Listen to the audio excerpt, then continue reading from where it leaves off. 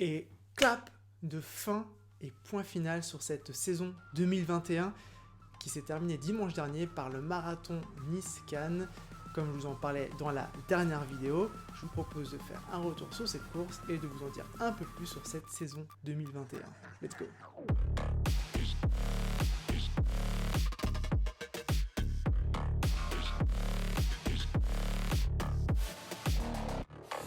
3h30, c'était l'objectif. On va pas faire durer le suspense, c'est un échec. 3h35, c'est mon chrono, un peu moins, 3h34 quelque chose, c'est mon chrono final. J'échoue à quelques minutes près de l'objectif. C'est le jeu, c'est toujours difficile de se fixer un objectif temps, surtout quand la préparation n'est pas à 100% focus sur cet objectif-là. Donc on s'est, avec mon coach, on s'est donné un objectif par rapport au niveau que j'avais, qu'on estimait et les possibilités. Malheureusement, je pense que j'avais pas le niveau pour faire 3h30, pas dimanche dernier. Peut-être qu'avec 2-3 semaines d'entraînement de plus, j'aurais eu le niveau, je ne sais pas, je pense. Mais là, on va pas aller dans les excuses de y avait du vent, j'avais un caillou dans la chaussure, on n'est pas là pour des excuses. L'échec, il est là, je l'assume, 4 minutes, et ben c'est ce qu'il va falloir essayer de grappiller, de gratter pour le prochain marathon, car il y en aura, je balance comme ça, voilà, objectif 2022, il y aura un marathon, voilà, je vous le dis. Il y aura plein d'autres choses, il y aura l'Ironman bien sûr, mais tout ça je vous en parlerai plus tard. Pour l'instant, on revient sur cette course qui s'est déroulée comme prévu.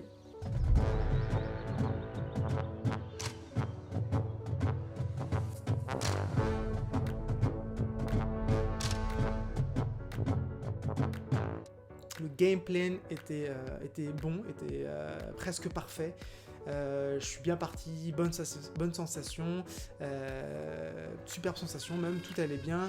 Bon après, hein, les aléas de course, la nutrition, bien boire, forcément il y a des moments où ça se passe pas parfaitement, des petites douleurs, des machins. Voilà, sur un marathon, je pense que pour beaucoup c'est normal, qu'il y ait toujours des petits moments où il faut faire une pause pipi, ce genre de choses. Enfin, voilà. Dans l'ensemble, tout s'est plutôt bien passé. Là où ça a été compliqué, ce n'est pas au kilomètre 30. J'ai pas pris le mur du kilomètre 30, j'ai pris le mur du kilomètre 35. En fait, c'est drôle parce que au kilomètre 30... 32, dans ces eaux-là, 32-33, il y avait deux gars qui couraient à côté, qui m'ont doublé, et ils discutaient entre eux, et ils disaient « Allez, courage, plus de 45 minutes de souffrance Et là, je réalise, je vais de souffrance. Je suis pas en pleine souffrance, moi. Et du coup, je me suis dit « Ah ouais, mais en fait, là, je suis encore bien. On est au kilomètre 32-33, je suis encore bien. Cool. Cool. » Et littéralement, 2-3 km après, donc vers le 35, je prends le mur. Et là, du coup, j'ai compris, là, quand il parlait de souffrance, j'ai compris. Ça a été très difficile. Concrètement, du kilomètre 35 au kilomètre 40, je me suis écroulé. Et j'ai perdu toute l'avance que j'avais pris sur le début de course, puisqu'en fait, j'étais plus rapide que l'objectif. J'étais bien, j'avais des bonnes sensations, donc j'étais un peu plus rapide. Et donc, en l'espace de 5 km, j'ai perdu toute l'avance. Et donc, au kilomètre 40, j'étais pile à 5 minutes par kilomètre de moyenne, donc sur les 40 km, donc c'était l'objectif, et il me restait plus que 2 km. Donc là, vous allez me dire, waouh, t'as fait 40, plus que 2, bah on y va au mental, et c'est parti quoi, plus que 2 km, donc à 5 minutes, ça fait 10 minutes de serrer les dents, let's go. Et ben j'ai essayé, donc à ce moment-là, on arrive kilomètre 40, je vois le panneau 40, je vois ma montre, je fais voilà, on y est, pile poil 5, donc il faut pile poil que je fasse mon allure d'entraînement, mon allure marathon, celle que je connais par cœur et que je la tienne sur 2 km pendant 10 minutes. Let's go. Sauf qu'en fait, à ce moment-là, donc j'étais lent et donc j'accélère pour arriver au 5 et en fait, j'étais à 5,15, 5,20 et genre, j'en pouvais plus en fait, j'en pouvais plus. Donc j'essaye pendant 30 secondes en étant à 5,15, 5,20 d'aller me rapprocher du 5, mais j'y arrive pas tout simplement. Et donc, bref, point de côté machin, j'y arrivais pas. Donc voilà, l'échec il est là. il est que sur les 5 derniers kilomètres avant les 40, je me suis écroulé, et que les 2 derniers, j'ai pas eu la force pour aller chercher le chrono. Donc voilà, c'est comme ça fait partie du jeu, hein, on a signé pour ça aussi, hein, quand on se lance sur ce type de distance et qu'on se met un objectif, et ben on prend le risque qu'il ne soit pas accompli. Donc j'ai quand même la médaille du finisher, dont je suis fier. C'était donc mon 2e marathon.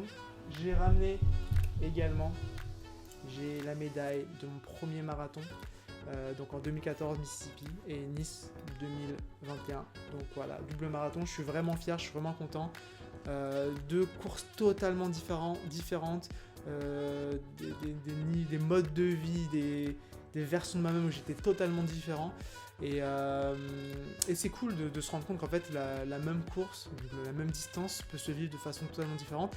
Et voilà, maintenant l'objectif c'est d'aller chercher d'autres courses avec d'autres versions de moi-même et de prendre du plaisir.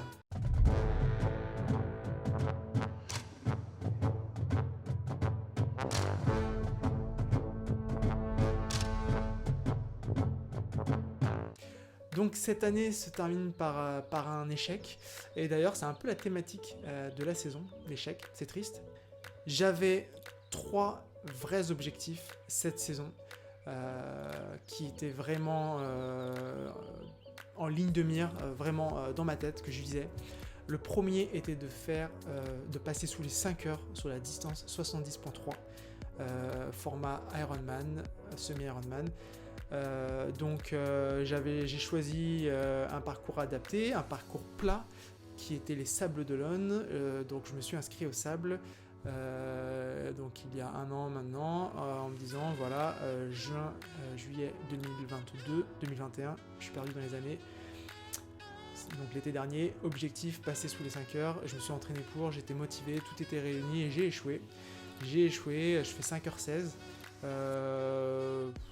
Enfin voilà, j'y suis pas arrivé, donc c'est le premier échec qui m'a déçu, hein, forcément, hein, quand on commence une saison avec 3 gros objectifs et que le premier est un échec, bah, c'est décevant, mais ça motive aussi pour la suite, et on se dit allez, prochain objectif, on y va, on se remotive, et voilà.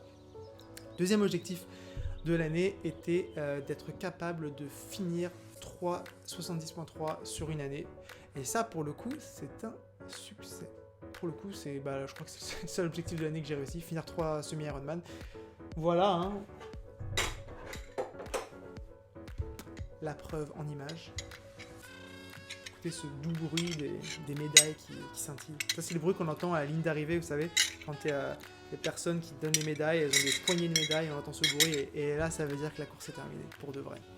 Donc voilà, les 3 courses sont terminées, donc voilà, l'objectif est atteint, donc c'est cool. Et puis donc le dernier objectif qui était de faire un marathon en faisant un temps, un marathon le plus rapide possible, et donc je m'étais fixé, je viens d'en parler, comme niveau de rapidité 3h30, et donc c'est un échec. Donc voilà, on est à 33%, 33,333% de réussite. C'est pas ouf, hein. C'est pas ouf du tout, c'est même, ouais, c'est vraiment décevant. Donc on en tire les leçons, et on va faire mieux l'année prochaine, tout simplement.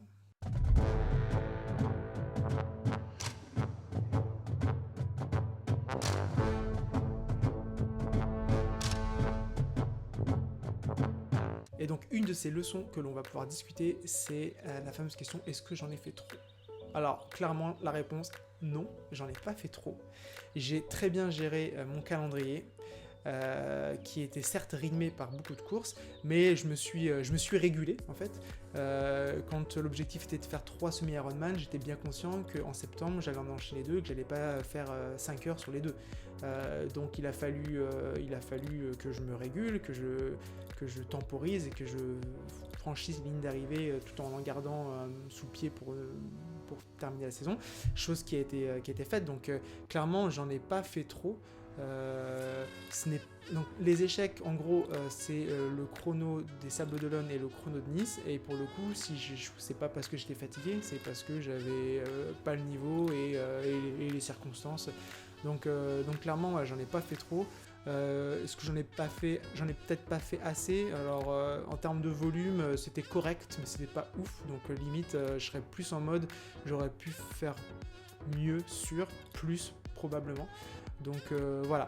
Je réponds à cette question parce que vous avez été beaucoup sur Insta à régulièrement tout au long de l'année me dire ah ouais, oh, t'en fais pas trop, oh, encore, ah, machin.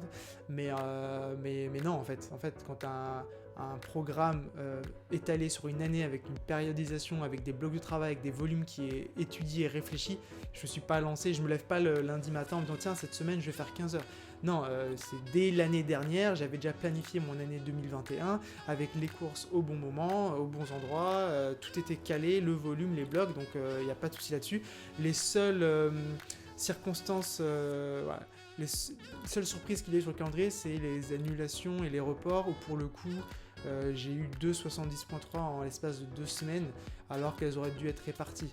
La conséquence, c'est que sur ces 2,70.3, j'ai pas pu viser un vrai chrono, j'ai juste visé le plaisir et pas limiter la casse, mais faire un temps qui n'est pas comparable à un temps d'entraînement, quoi. Juste être quand même un peu plus rapide qu'un entraînement.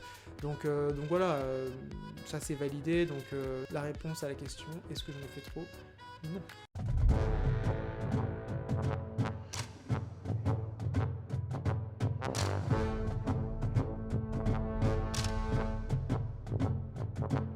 Ce que je retiens, ce que j'ai appris de cette saison 2021, je me propose de vous le communiquer, de partager avec vous sous forme de conseils. Même si je suis débutant, je pense que ça peut être intéressant parfois aussi d'entendre des retours d'expérience de personnes qui ont potentiellement votre niveau ou un niveau comparable. Donc déjà, le premier point, c'est de ne pas écouter tout le monde, et de ne pas vous laisser influencer par ce que disent les uns, ce que disent les autres, ce que font les uns, ce que font les autres. En fait, on est tous différents, on a tous des capacités différentes, on a tous un niveau différent, et c'est pas parce que telle personne va, je sais pas moi, nager X fois par jour, ce qui vous paraît vous, waouh, impressionnant, que c'est trop. En fait, cette personne, peut-être qu'elle nage depuis l'âge de 6 ans et qu'elle est capable de prendre un sacré volume dans les bassins, et voilà, et tant mieux pour cette personne. Donc faut pas penser que parce que telle personne fait tel volume que bah, c'est trop, ah ouais mais je dois faire autant. Non, on est tous différents, mais ça vous le savez. Et ça sert à rien de toujours juger en fait les autres en se disant tiens ouais lui d'accord il va se cramer, le gars il fait 1 heure de home trainer tous les matins, tu vois dans 3 mois il va être complètement cramé, ça sert à rien, c'est contre-productif. En fait vous savez pas, parce qu'on est chacun à un niveau, à un moment différent, et peut-être que ouais pendant 3 mois il va faire ça, peut-être qu'il va être fatigué, ça ressemble un peu à mon expérience du coup, mais en réalité c'est peut-être pour faire un petit jump, parce qu'il a senti qu'à un moment donné parce que j'ai senti qu'à un moment donné en vélo ça tombait et qu'il fallait me remettre un petit coup. Donc ouais, j'ai eu une période où je me suis mis dans le rouge à vélo pour pouvoir remonter la pente et sauver la casse pour arriver en septembre avec un niveau pas trop dégueu. À la rigueur, je pourrais rentrer un peu plus en détail sur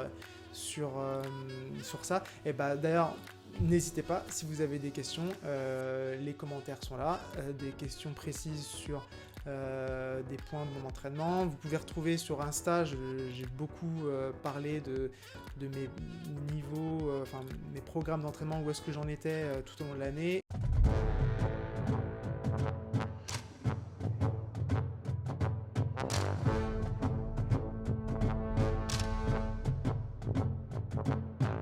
C'est super de se faire conseiller par des professionnels, que ce soit en santé ou en sport.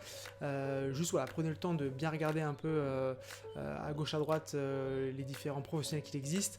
Il y a beaucoup de personnes très bien, donc voilà, l'idée c'est d'être conscient que si vous demandez à 2 médecins différents, si vous demandez à 2 coachs différents, bah, potentiellement vous aurez 2 réponses différentes. Donc ouais, il faut en être conscient, il existe plein de recettes différentes, plein de méthodologies différentes, et qui peuvent amener potentiellement au même résultat. Mais voilà, mixer les deux, souvent c'est compliqué. Donc faites votre choix, réfléchissez bien, et ensuite suivez votre guideline tout en ayant confiance en la direction dans laquelle vous vous dirigez. Voilà un peu pour mes conseils. Je vous propose de terminer cette vidéo. Dans la dernière partie, ça sera 100% focus sur la saison prochaine. Et surtout, je vous annoncerai quel est l'Ironman que j'ai choisi, auquel je suis déjà inscrit. Donc voilà, je vous dirai vers où je me dirige. Et en attendant, je vous souhaite de bien vous entraîner, de prendre soin de vous. Et à bientôt. Peace.